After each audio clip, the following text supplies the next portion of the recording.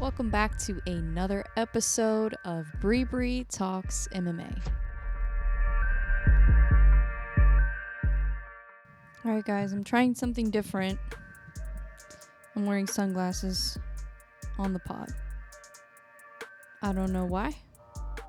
I've seen people do this. I don't have to make eye contact. I like that because I don't like to make eye contact with something that isn't really even a person. I'm just staring at a camera and it's weird. I don't like it.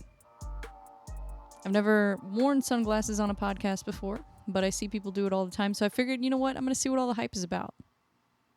And so far, I got to say, I freaking like it. I freaking like it, dude. Especially a solo podcast, because it's like when I'm doing an interview, of course, I'm going to be looking at the person I'm talking to. But when I'm just sitting here entertaining you losers, I'm just kidding. You guys aren't losers. I love all of you guys. That was mean. When I'm sitting here entertaining you guys, you know, it's kind of weird. Not going to lie. And I've had people ask me, they're like, how do you do solo podcasts? Like, you're insane. And I think if I only did solo podcasts, it would be kind of weird. But the fact that I do interviews too, I think kind of balances it out. But yeah, so I'm wearing sunglasses. If you have a problem with it, unsubscribe. I don't care. I have had a rough week, so you know what? I just wanted to have some fun. I got me a Zevia. Is this called Zevia or Zevia? Because my ex-boyfriend pronounced it Zevia, so that's how I've been saying it. Is it Zevia or Zevia, guys? I need to know. These are very important questions. Danny Moriarty would be the expert on this. Danny, is it pronounced Zevia or Zevia? I know you're a Zevia connoisseur. So can you please clear the air on the pronunciation of the can? Is it Zevia or Zevia? Please, this is very important. Let me know. Anyways, yeah. So that's what I've got going on. I do want to talk about, obviously, UFC 298. And I realize that this probably isn't going to come out until Friday, like either late Thursday night or early Friday morning, so I apologize. This podcast schedule is just absolute chaos at this point. So maybe one day I'll figure it out. Probably not. Just I'm trying to be realistic here with setting my expectations. But you know what I do promise you guys? I will do one every week. And if I don't do one every week, I'll let you know why. I'll give you a reason. And I've only missed 2 episodes ever. And I let you guys know ahead of time that I wasn't going to do it. So if I don't tell you guys that I'm going to skip an episode, then you can assume there will be an episode at some point. It's just maybe at the last possible second because, you know what, I'm really good at procrastinating. Anyways, I am glad that I waited till today, though, because we get to talk about the absolute gem of a press conference that we just had. Old Man Volkanovski showed up to the press conference. I mean, guys, this is amazing. This is just incredible. Like, how can you not be a Volkanovski fan after you see this? It's just great. This is what we needed. This is what will heal our universe. Is Old Man Volkanovski, and the promo was just phenomenal. Like I'm turning this on, and we're gonna watch it together because this is just like such great promo. I love it. I absolutely freaking love it. Let's turn it on. Where is it? I'm still not very good with this software. Sorry, guys. I suck. See, that's the thing about podcasting when you do it all yourself. Like, I edit all my stuff myself. I do everything myself because I don't want anybody telling me what to do or doing things how I don't want to do them. The problem with that, though, is that, you mess things up a lot. Not gonna lie, so sorry if I mess this up, but I'm gonna try to share my screen here. I think I figured it out, but don't make a headline anything these days, huh? Whatever. Oh, hold on, let me start over. All this Volkanovski too old.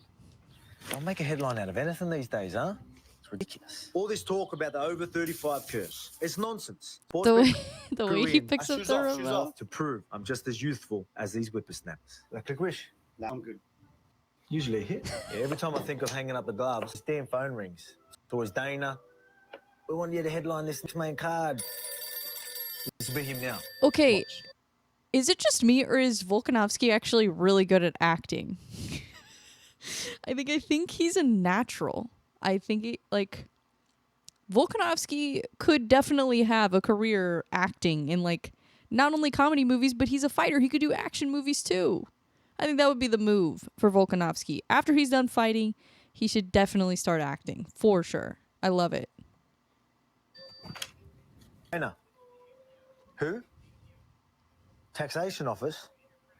The credit card details are 9036. It's a scam. Hang up. What, that's the thing? This fight coming up sounds like your toughest. Yeah, this one's going to be huge. We don't like them. So Oh, we've already shoot. got a date. Hold on, set for guys. I next week. forgot to plug in my... Dang it.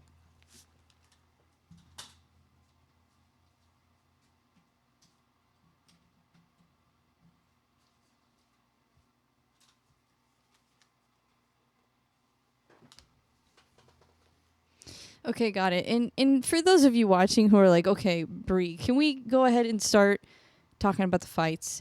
Yeah, we're going to talk about the fights, okay? And you know what? I will timestamp this.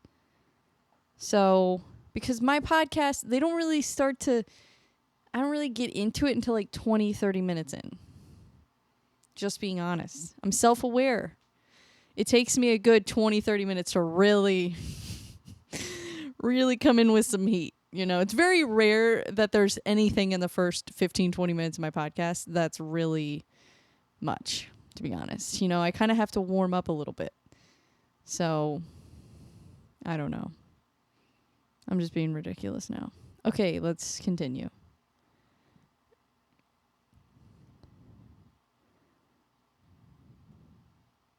I'm skipping ahead. Anytime. Maybe not in tomato season or after 11 p.m., but... Your opponent just talked smack on X about you. What's X? Was that like MSN or MySpace or something like that? And none of you to leave him without my homemade pasta sauce either. He's all too skinny. What'd he say? Said you're old. Huh? Said you're too old. That prick. I'm going to reply. Dear Scallywag. I love Volkanovski. It's so funny because for those of you who don't know, I don't know how you wouldn't know this if you're watching this. If you're an MMA fan, you probably already know this, but gosh, I'm so bad with technology. My brain, I can't multitask. Oh my God, my hair's messed up. Hold on. Because you know why I got to fix my hair? Because otherwise I'll watch this podcast over again and I'll be like, why didn't I fix my hair? It looks stupid.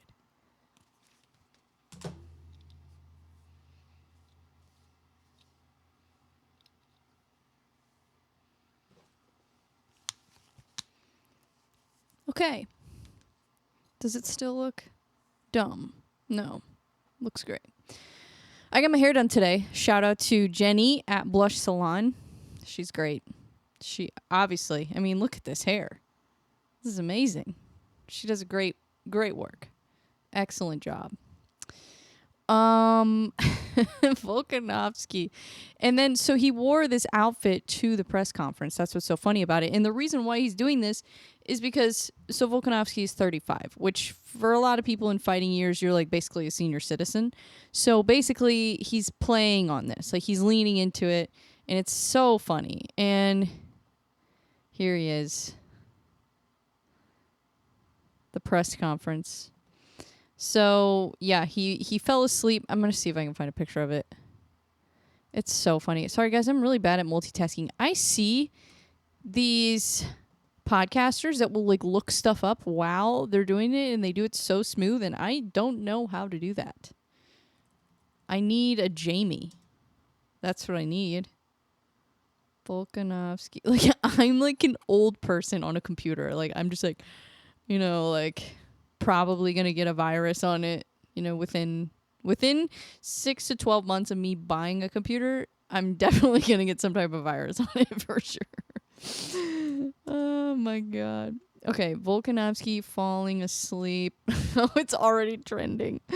Oh my God, this was just fantastic. He wore the old man. Wait, where is it? This freaking clickbait bullshit. I hate clickbait.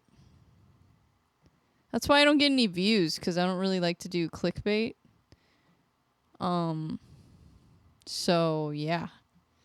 So I just have to, wait for the ones where people will like disagree with whatever I say. Because the ones where people agree with me, those don't get any views, which is really annoying.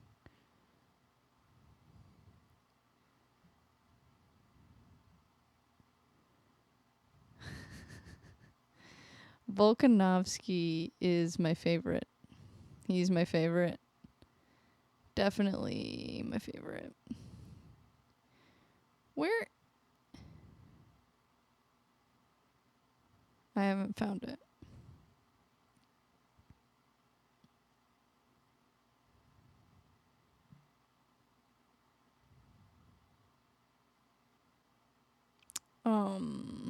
I can't find it. But he fell asleep at the press conference, and it was fantastic. With the old man outfit on. It's just like he was like falling asleep like an old man would. It was pretty great. I don't know. I really enjoyed that. That was fun. I mean, I just like that the fighters are having fun. You know, they're enjoying, especially Volkanovski. Like, I know that he's, you know, been struggling mentally. Maybe not so much now, but leading up to the Islam Makhachev fight. So now that I feel like he's gained a lot of confidence too in a short period of time. I mean, not many people that are coming off of a knockout loss would come into a fight with this much confidence, honestly. I feel like his confidence is still there, and he knows who he is. You know, Alex Volkanovski could, you know, depending on how his career goes and how long he's able to fight and how long he's able to stay on top, I mean, he could go down as one of the greatest of all time. Volkanovski, I mean, this is going to be his 7th title defense. So this is Volkanovski's 7th title defense, and he's been champion for what? How long? Years now? I mean, it's been years. And he's fought everyone. This is the only reason that Illia Topuria is in this position, is because Alex Volkanovski has completely cleaned out the division. Him and Max Holloway are the kings of 145. So there's really nothing left for him, and he knows that. And the only thing I'm concerned about is he is coming off of a knockout loss that was fairly recent, and I do think that will have an effect on him. I don't think it will have as much of an effect as I thought before. So I've kind of changed my mind on it. I've kind of changed my mind on that a little bit, because when you really think about it, Volkanovski has faced much more adversity in his career than Topuria. Even a lot of Alex Volkanovski's wins, he has faced adversity. So he's shown us that like he can survive, like he can hang. He's not, you know, he's not going to quit. He's not, I mean, look at the Ortega fight. That was insane. He showed so much heart in that fight, and that's why he won. And so I think that when you have a fighter that has a heart like that, you have to be better than them at everything. And I don't know if Topuria is better at everything than Volkanovski, because let's say Topuria and Alex Volkanovski, let's say their skills are even. Let's say they're talent-wise, they're exactly even. Let's just say that. And let's say experience-wise, they're even. You know, let's say that Topuria does have as much experience as Volkanovski. Okay. Let's say he does have a, you know, as strong of a resume. I know he doesn't, but I'm just being hypothetical right now. So let's say all that is the case. Okay, well, here's the thing. Alex Volkanovski has more heart than 99% of fighters. And he has more drive. I think he has a higher fight IQ than most fighters.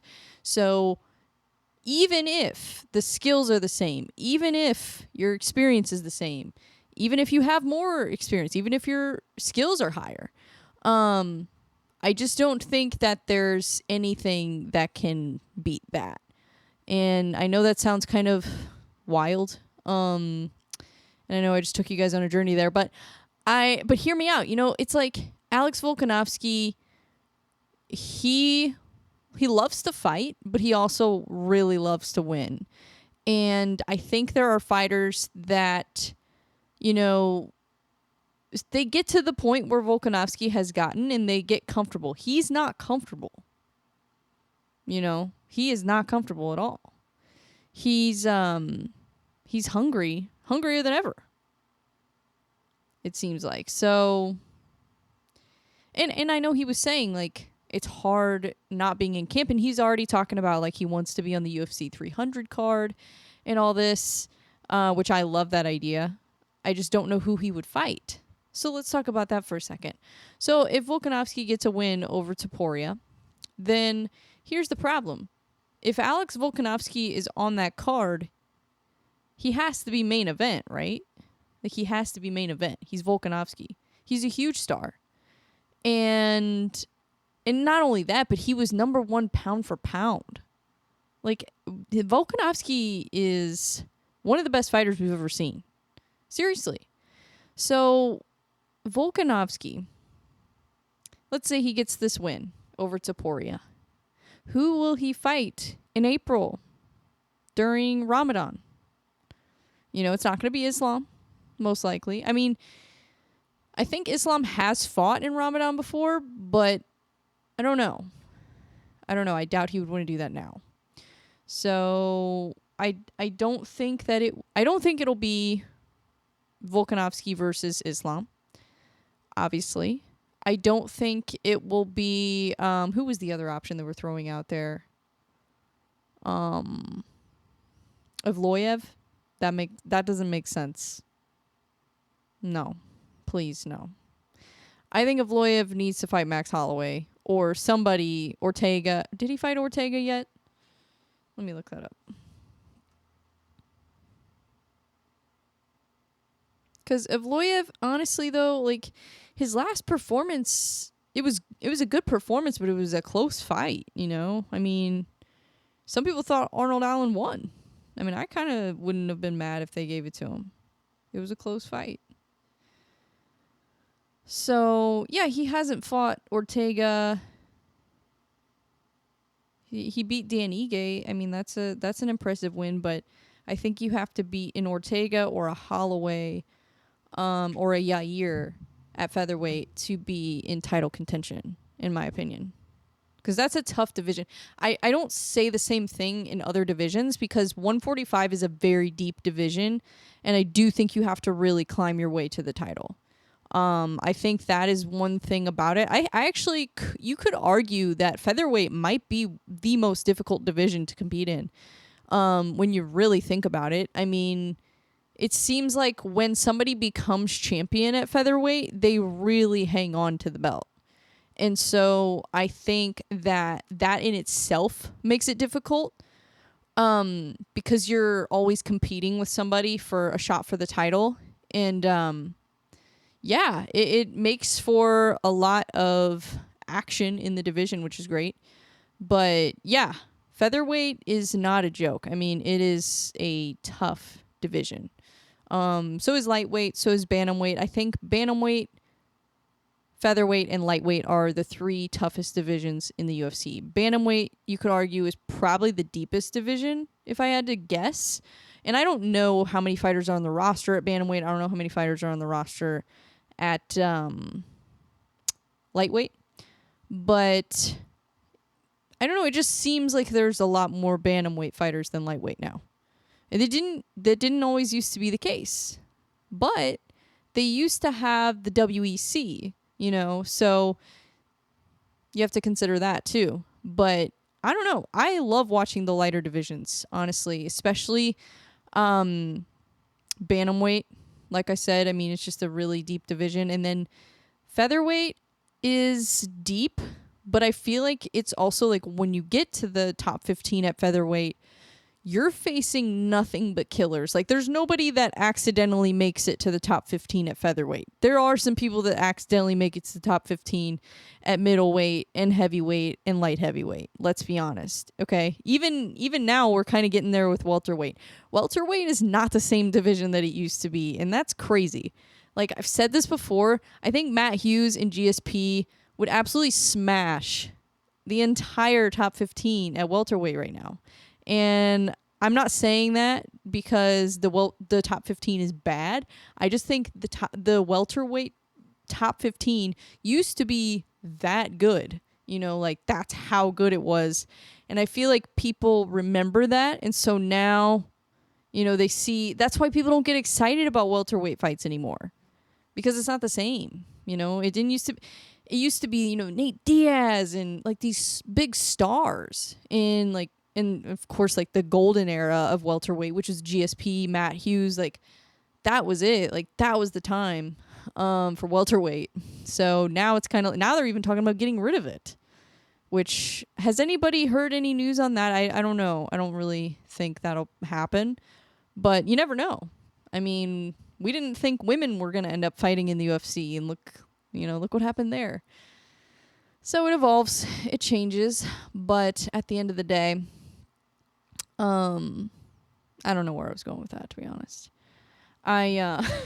Sometimes I just go off on a rant. But yeah, so the featherweight title, I think Alex Volkanovski is going to hang on to the belt.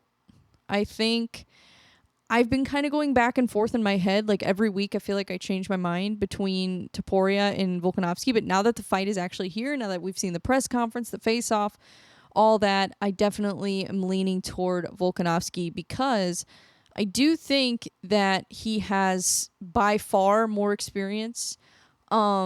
He's actually never lost at 145. So I know Topuria is undefeated, but Volkanovski's undefeated at 145 in his entire pro career. He has never lost a fight at featherweight. So I think that's something that's important to note. I think this is his division. I think Alex Volkanovski is the absolute king of featherweight. And I don't see anybody, even people from other promotions, I don't see really having anything for him. I think Volkanovski is the king at 145, and I think he's going to stay the king. Now, if he moves up to 155, different story. Different story at 155. But at 145, Volkanovski, I think, is unstoppable. And he also just has a really strong resume. He has fought absolute killers, nothing but killers. And, you know, he's very smart. And I think that has a lot to do with his success. I think Volkanovski's intelligence, his knowledge of the sport, his intuition, I think like his open-mindedness, I think those qualities, his mindset, those are all things that contribute to his success 100%. So I think that's a lot of the reason why Volkanovski is so successful and will go down as one of the greatest fighters of all time because he is so intelligent. I think that is his number one strongest characteristic. When you look at all of his skills, his wrestling, his jiu-jitsu, his leg kicks, his boxing, when you look at all of that, I think still the number one attribute of Volkanovski is his intelligence 100%. So I think that will come into play, and I think that his overall just knowledge of the fight game, his experience. Look how many 5-round fights Volkanovski's been in, and we know he can go to war. You know, he got caught with a head kick from Islam Makhachev, a much bigger fighter. You know, Islam is not even just a 155er; he's a huge 155er. So I think that Volkanovski will do a lot better against Topuria. I think this is a much better matchup for him than really even his last few fights. I mean, I think this is a better matchup than Holloway. I think Holloway was a tougher fight. So I do think that Topuria has a lot of confidence, though, and sometimes that is, that's the ticket. Like, that's like O'Malley. You know, he's got that confidence. Everybody, talks trash about him, and he doesn't care. You know, he believes in himself. So I think that's a big thing, too. I think Topuria does have a great mindset, and I think that he really believes in himself. And, yeah, I just think he has a lack of experience. And I don't know. I just think that Topuria will become champion at some point. I do believe he has the skills. But I just think that Volkanovski has too much experience and too much, like I said, intelligence to lose to Topuria. I think he is just,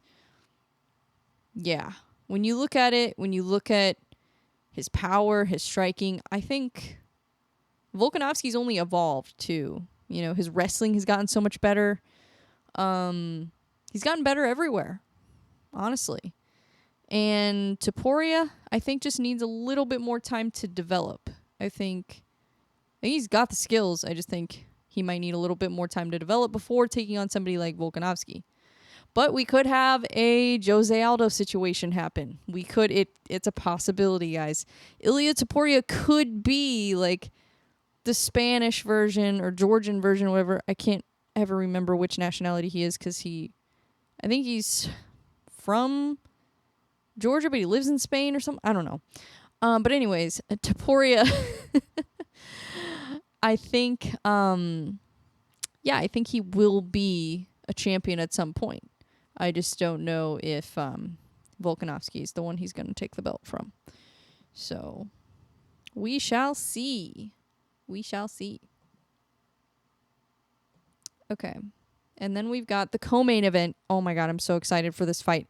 Middleweight Robert Whittaker versus Paulo Costa. I mean, you gotta love this fight. This is fantastic. I've always wanted to see this fight, and Paulo Costa, I feel like he kind of plays into this whole like Neanderthal character a little bit, which is kind of funny. I do like Paulo Costa. I think he's hilarious, actually. The secret juice. Secret juice. Make you strong. And check it.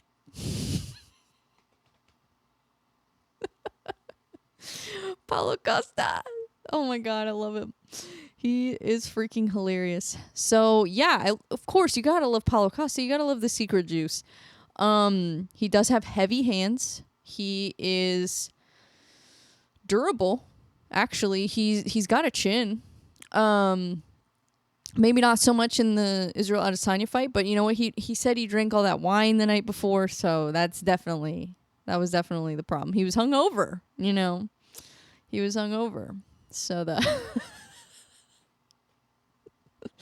anyways, I mean, the thing is that Robert Whittaker is probably one of the most intelligent fighters in the UFC. Like, I was just talking about intelligence with Volkanovski. Robert Whittaker is smart. Like, his ability to learn things is crazy. I mean, if you look at his skills, when you look at every martial art that he has mastered, it is insane. And he has great grappling. He has great wrestling. He has amazing technique on the feet. His striking is so technical. And I mean, I would say that there are probably some things I would prefer to see from him defensively, depending on the fighter that he's fighting, like Adesanya, DDP. You know, I feel like there are certain situations that are just not a good mesh for him. But for the most part, it's hard to beat Robert Whittaker. I mean, if you look at the people that he has lost to in the UFC, most of them are champions or former champions. So, yeah, I mean, he has all the skills in the world. And I think that combined with his high fight IQ, you know, he's so technical on the feet. I think he's going to be way too technical for Paulo Costa. But I could see Paulo being able to catch him because, like I said, defensively, that is, I feel like, the only issue with Robert Whittaker's fighting style is the defense. So I think Paulo Costa could absolutely take advantage of that. But I think that Robert Whittaker could outpace Paulo Costa easily and really just kind of do some damage with leg kicks and, you know, things like that, throw to the body, wear him down, and then just really pick him apart. And, you know, I don't think it would be like a war necessarily. I mean, it could be. That would be entertaining. But even if it's not, I think it'll be a very entertaining fight in its own way. I think it will be very technical, like surprisingly technical. I don't think people are expecting Paulo Costa to be technical, but I do actually expect this to be a technical fight. And I expect Paulo Costa maybe to try to grapple with Whittaker, which I would love to see.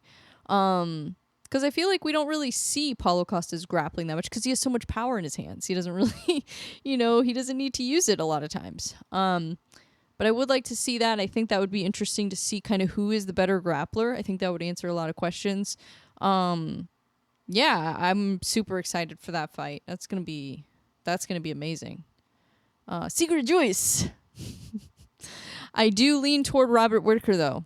Not gonna lie, I am leaning toward him. But when he lost to DDP, that was kind of shocking.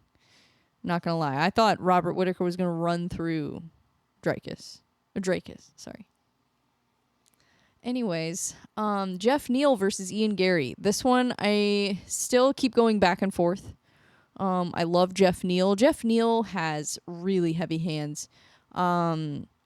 Yeah, I mean he's got some great wins too. I think that Shavkat. That's his most recent loss, and Shavkat is undefeated. So I think that loss has aged well for Jeff Neal. So I think he's very much still super dangerous. And I don't think this is an easy fight for Ian Garry at all. I think this is a very difficult test for Ian Garry because he's going to have to survive, not getting caught by Jeff Neal. Because if he gets caught by Jeff Neal, then it might be lights out for Ian Garry. Because we don't really know how good his chin is, I feel like, yet. He hasn't really been chin checked. I feel like this will be the kind of indicator of how good is Ian Garry's chin, because Jeff Neal is gonna throw some bombs, okay? And Ian Garry is 12-0. He's undefeated, so I think he has way too much confidence going into this fight. I think in a good way. I think that he should have confidence. He's undefeated, but I do think that it seems like Ian Garry, as much as everybody talks trash about him and makes fun of him, as much as everybody wants to hate this guy, Ian Garry is very talented. And I think that it's hard for people to see somebody as talented when they talk as much as he does and they act the way that he does. So, I get it.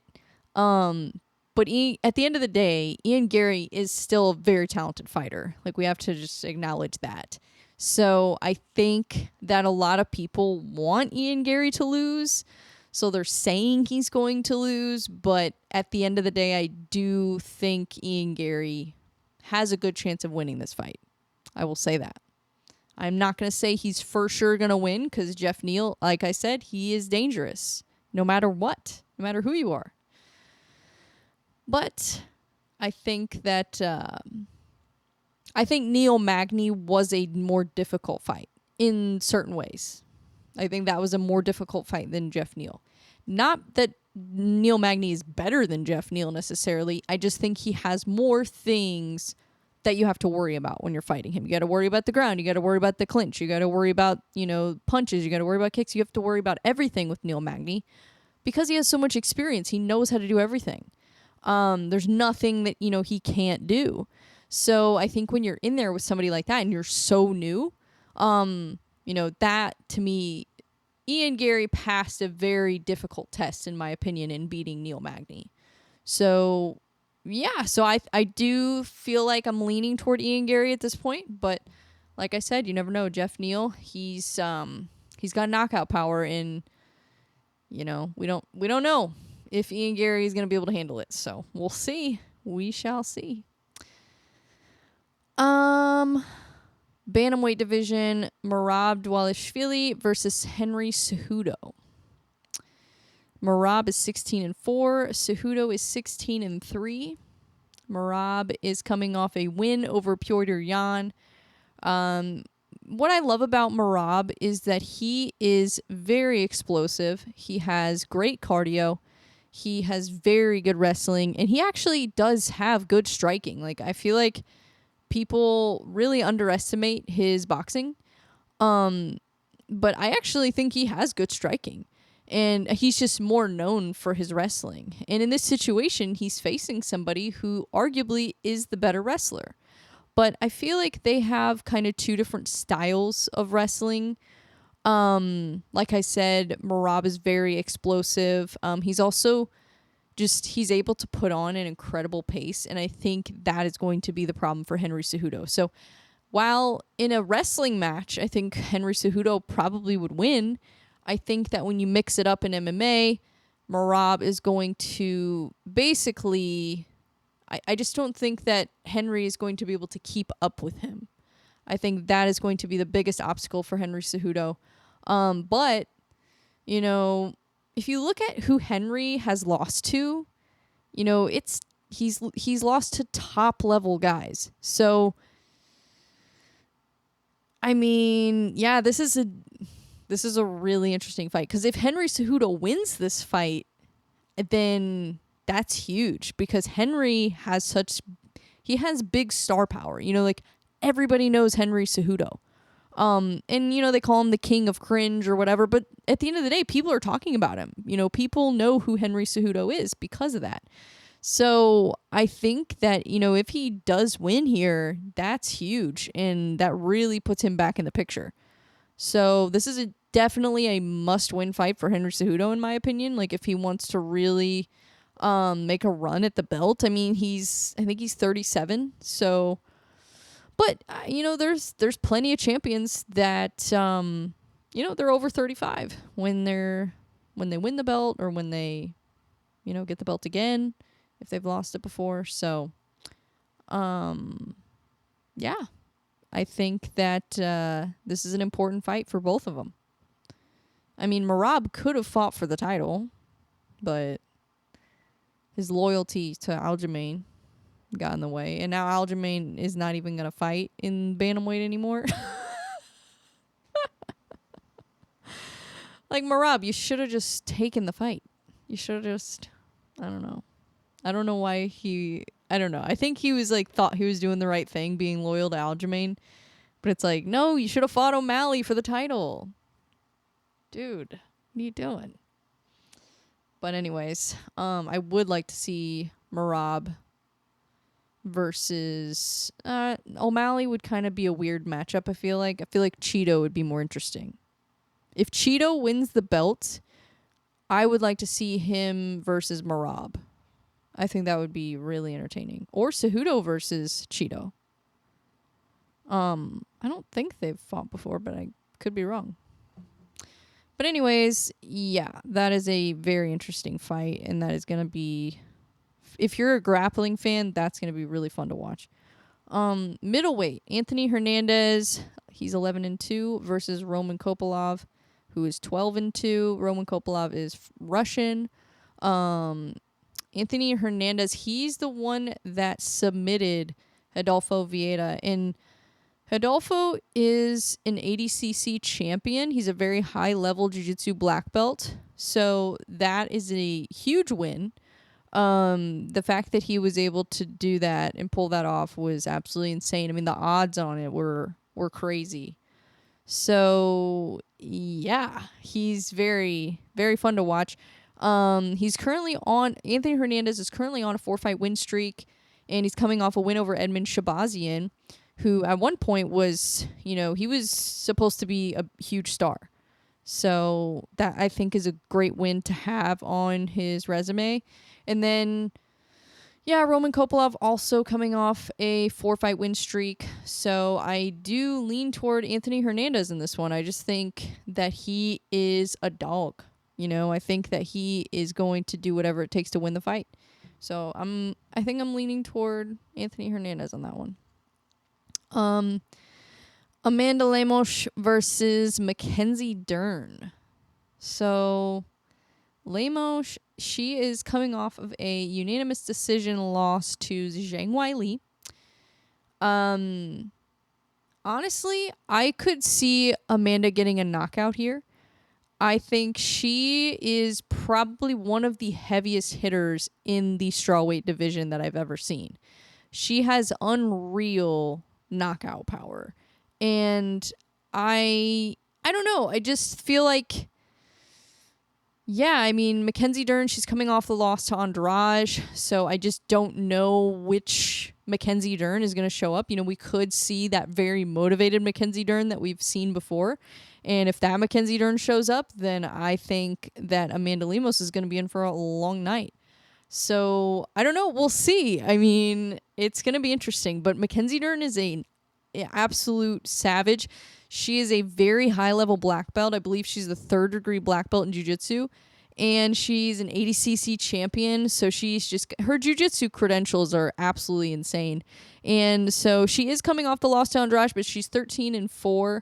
And Amanda Lemos, she is 13-3, and she is coming off of a loss to Zhang Weili. So both of these women, Andrade is a former champion, Zhang Weili is the current champion, so no shame in those losses. And then Amanda Lemos, she's just, like I said, her hands are just made out of steel.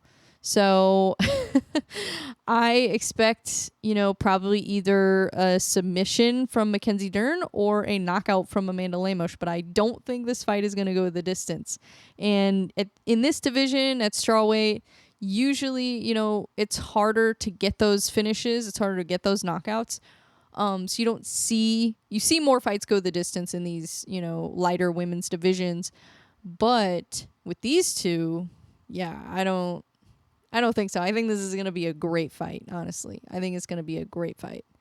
So, yeah, who knows? Maybe Mackenzie will try to strike with Amanda Lemos. I mean, I think that's a dangerous game, but I don't know. You never know. I mean, Mackenzie might do really well. I mean, she has come a long way with her striking, so we'll see. But at the end of the day, I do think that Dern probably has the advantage on the ground, and Lemos has the advantage on the feet. So we'll see. I don't know. Heavyweight. We've got Lima versus Tafa. Lima is 21-9. He's coming off of a loss to Derek Lewis. I believe that was when Derek Lewis threw that knee. It was like a flying knee. That was awesome. I think that's who it was. But, Lima, very dangerous grappler. He's a black belt in jiu-jitsu from Brazil. So, yeah, a lot of experience. He's, 30 fights into his pro career. And Justin Tafa is only 10 fights into his pro career. He's 7-3. He's coming off of a win over Austin Lane, which was a great performance. So, I don't know. This is, to me, seems like a weird matchup. I just don't know how I feel about this matchup. I mean, people say that the matchmaking in women's is bad, but I mean, I don't know. Maybe I'm wrong. I just don't even know what to think of this fight. It's not even that, like, I don't want to watch the fight, because of course I'm going to watch it. But, like, I don't know. I don't even feel like I can predict this. Like, it's just such a weird, it's such a random matchup. I mean, 30 pro fights versus 10 pro fights. Like, but it's heavyweight. That's the thing. Anything can happen. And Justin Tafa, he's got crazy power. So, you know what? I don't know. I take it back. But I'm allowed to complain sometimes. Because people have been complaining to me about all these, women's fights, but they don't even watch the women's fights. And they're like, this matchup sucks. It's because women's fights are hard to match. Because there's not as many fighters. Duh. Anyways, I don't understand why Dern versus Lemos is on the prelims. I feel like that should be on the main card. Honestly, that's a great fight. And then Andrea Lee versus Miranda Maverick is opening the early prelims? That doesn't make any sense. Oh, Danny Barlow. I was going to look him up because I'm trying to remember, because I remember he was on Contender Series. I just don't remember. There's so many fighters. I can't keep up with it. I'm trying to think, is he the left hand to God guy? Because if he is, I'm very excited. I don't remember that guy's name. Yes, this is him. Left hand to God. This guy is so fun to watch. Guys, do not skip this fight. Do not skip this fight, whatever you do. Josh Quinlan versus Danny Barlow. This is going to be amazing. This is a welterweight fight. Danny Barlow is 7-0. His performance on Contender Series was a 1 minute and 19 second TKO. Yeah. That is going to be fun. He's just really fun to watch. Really fun to watch. He's from Memphis.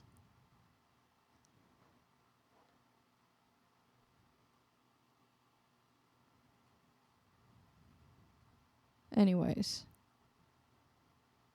And Josh Quinlan, okay, let me look him up too. I think this might be his this is his third UFC fight. Okay. So he does have a win in the UFC. 2 minutes and 9 seconds. Round 1 knockout. That was versus Jason Witt. Whoa. Hold on a second.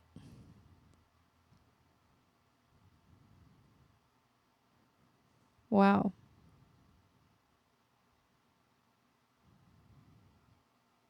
I mean, Jason Witt is he's no joke. So that's an impressive win. Interesting. I'm excited for this fight. I am excited. So, anyways, what else we got going on?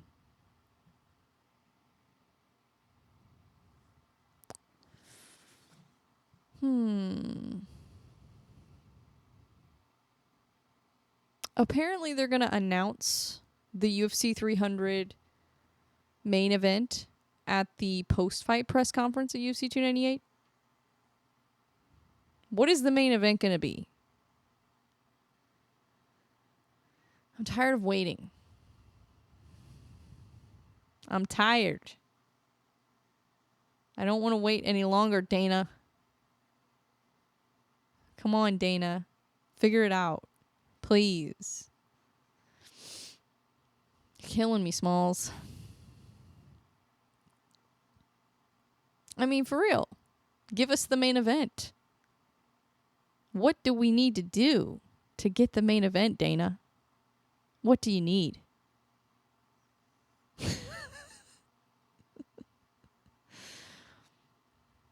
He's like, you need to let me give Conor a title shot. I bet you know what? I bet you that Conor McGregor will never fight Michael Chandler. He'll fight for like the middleweight title randomly sometime. Wouldn't that be hilarious if that was the main event for UFC 300? If it was Conor McGregor versus Dracus du Plessis? Could you guys imagine? Imagine if Dana White said, yes, Conor, you can fight for the 185 title. Because if he loses, then people are going to be like, well, yeah, he fought a 185er. Oh my God. That would be classic. Conor McGregor versus Dracus du Plessis. I'm manifesting it right now. That would just be ridiculous. But they would do it. They would definitely do it. Why don't they get Jorge Masvidal in the main event for 300? Who cares? At this point, you know, I mean, I want to see Leon versus Bilal. I think Bilal deserves the title shot next. 100%. But, you know, they could do like, I don't know. They can't do the BMF title because Gaethje's fighting Holloway. I don't know, man. I don't know. I don't know what the answers are. I just feel like this main event, we're getting down to like we don't have a lot of options.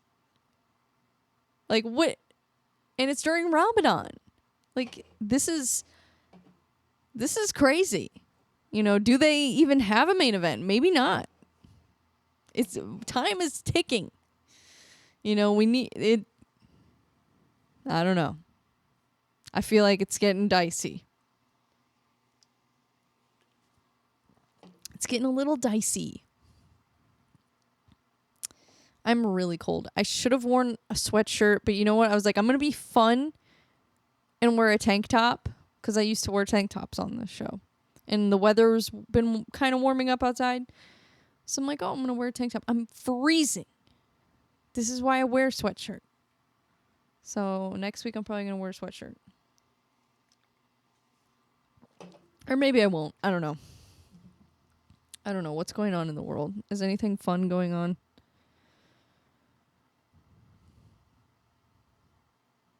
Anything fun going on? I don't know. I still can't believe that Alex Volkanovski showed up to the press conference in the old man outfit. Oh my goodness, that's amazing. Oh, Lord. Oh, they announced Vicente Luque versus Joaquin Buckley. That's interesting. That is an interesting fight because this is a short notice fight for Buckley. Wow.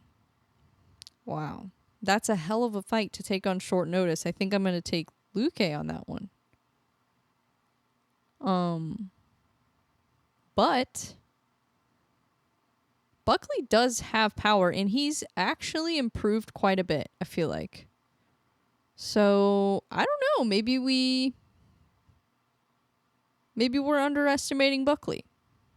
Because the overwhelming majority of people I've seen talking about it are thinking that Luque is going to run through Buckley. That's the feedback I've seen. But I don't know. Maybe people are sleeping on Buckley. Maybe I'm sleeping on Buckley here.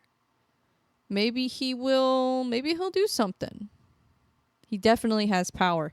And that's something I kind of worry about with Luque, because Luque had that brain bleed. So that does kind of worry me a little bit, you know. I don't know. And I think I actually like Buckley on short notice.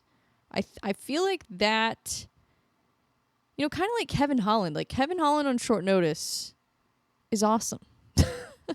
I think some fighters are just fun on short notice, you know, like they're just like they've been ready for a fight, you know, they're motivated already. So then they get a fight and then they're just like, okay, let's go. You know?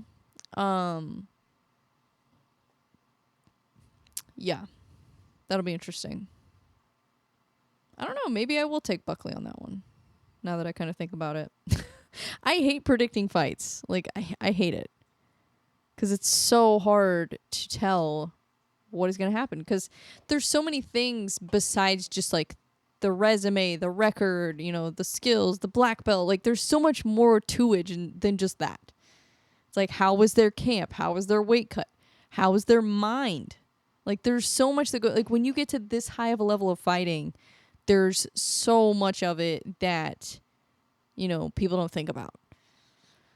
So it's almost like a fighter would have to fight an opponent 10 times to see really who is the better fighter, in my opinion.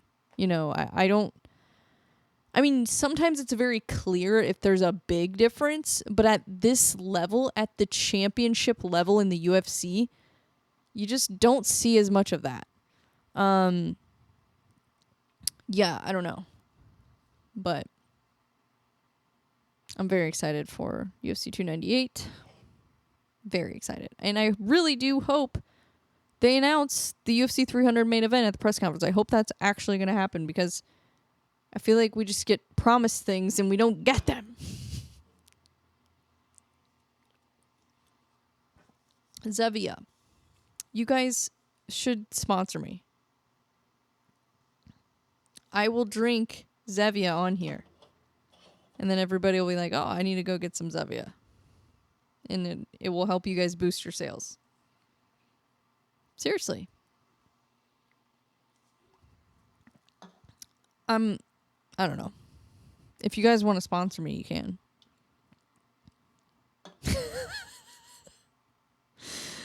Oh my god, like they're gonna watch this. No, I'm just being a goofball. Yeah, so is there anything else to talk about? Gosh, I feel like I didn't even look at my notes. How unprofessional. Literally, like, was just looking at the fight card. Oh my gosh. I had notes. I don't know where they are. Or actually, I think I covered everything.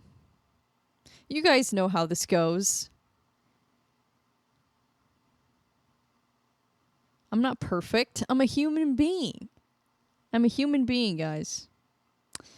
Anyways, okay. Well, I guess I'll get off of here. I feel like this has been a little annoying. Sorry. I just like to be annoying sometimes. So that's just what you get. That's what you get. Don't really care what you think. No, but I love you guys. I appreciate you watching this. Next episode will probably be more serious. What? Maybe not. I don't know. I just didn't have it in me to do a serious episode today. So I apologize for that. But at least I covered the fights. You know, did my little predictions. I just didn't do a deep dive like I wanted to, but I just didn't have time. Didn't have time to really go in depth on it, but I am going to do a deep dive for UFC 300 though, for sure. So that will be, I might do another one before then. Who knows? But right now, yeah, UFC 300 is definitely up next. Yeah, well, thank you guys for watching. I appreciate all the support. I appreciate the comments. Even if you guys are assholes, I really don't care. Because either way, it helps me. So, yeah, thanks. Appreciate it. All right, well, I will talk to you guys next week. Peace out.